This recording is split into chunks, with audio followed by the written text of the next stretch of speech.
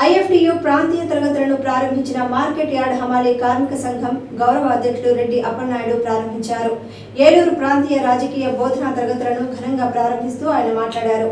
కార్మిక వర్గం నియంతృత్వం బలమైన ఉద్యమాలు నిర్వహించడం వల్ల జీతభత్యాలు పెంచుకోగలుగుతారని అన్నారు.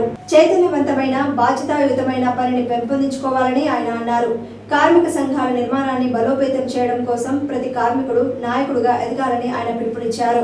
నేడు జరుగుతున్న రాజకీయ బోధనా క్లాసులు విజయవంతం కావాలని ఆయన ఆకాంక్షించారు. యు వెంకటేశ్వరరావు, ఐఎఫ్టియు రాష్ట్ర సహాయ కార్యదర్శి. ఐఎఫ్టియు జిల్లా కమిటీ నిర్ణయంలో భాగంగా ఈరోజు ఏలూరు మార్కెట్ యార్డ్లో ఏలూరు నగర స్థాయిలో రాజకీయ తరగతులు జరుగుతున్నాయి.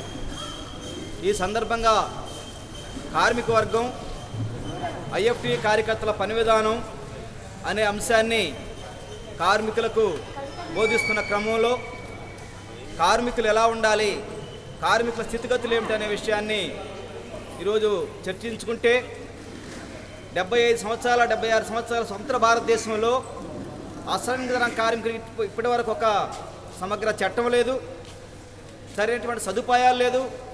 ఫ్యాక్టరీ కార్మికులకు ఉన్న చట్టాలు కూడా అమలు జరగటం లేదు.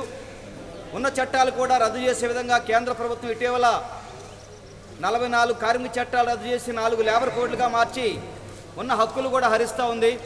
ఈ పరిస్థితిలో కార్మిక వర్గం సంఘటితంగా ఐక్యంగా పోరాడి హక్కులు సాధించుకోవాల్సిన అవసరం ఉంది. ఉన్న చట్టాలని కాపాడుకోవటం, కొత్త చట్టాల కోసం పోరాటం అనేది కార్మికుల ముందున్న కర్తవ్యం. ఒక పక్కన దేశవ్యాప్తంగా ఫాసిజం పెరిగి కార్మికుల యొక్క హక్కులను హరించబడుతూ ప్రజలందరిపైన తీవ్రమైన ఫాసిజం ముందుకు వస్తున్నటువంటి ఈ పరిస్థితిలో మతోన్మాదాన్ని రెచ్చగొట్టి ప్రజల మధ్య కార్మికుల మధ్య చిచ్చుపెట్టి అగాధం సృష్టించి ప్రజల ఐక్యతను దెబ్బతీస్తున్న ఈ రోజుల్లో కార్మిక వర్గం మరింత ఐక్యత ప్రదర్శించాల్సిన అవసరం ఉంది.